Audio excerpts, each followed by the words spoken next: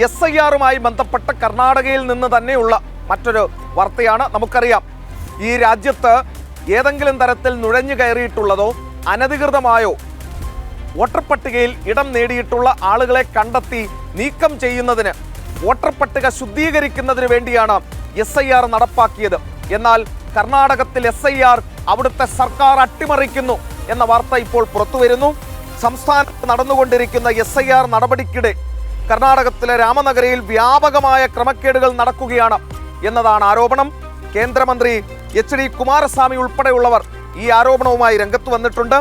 മുഖ്യമന്ത്രി DK ശിവകുമാറിന്റെ സ്വാധീനം ഉപയോഗിച്ച് ബംഗ്ലാദേശി അനധികൃതമായി കുടിയേറിയവർക്കുൾപ്പെടെ വ്യാജ വോട്ടർമാരാക്കി ഈ വോട്ടർ പട്ടികയിൽ കയറ്റുന്നു എന്നതാണ് ആരോപിക്കപ്പെടുന്ന കാര്യം.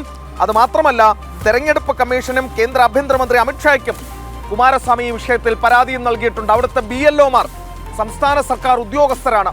അവർ എല്ലാ വീടുകളിലും കയറി പരിശോധിച്ചാണ് ഈ വോട്ടർ പട്ടിക പുതുക്കൽ നടപടികൾ സ്വീകരിക്കേണ്ടത്. അതിനു പകരം രാമനഗരയിൽ ഒരു ഓഡിറ്റോറിയത്തിൽ ഇവരെ എല്ലാം വിളിച്ചുകൂട്ടി അത് പരിശോധിച്ചു എന്ന് വരുത്തി വോട്ടർ പട്ടികയിൽ ക്രമക്കേട് കാണിക്കുകയാണ് നിലവിൽ കർണാടകത്തിൽ ചെയ്യുന്നത്.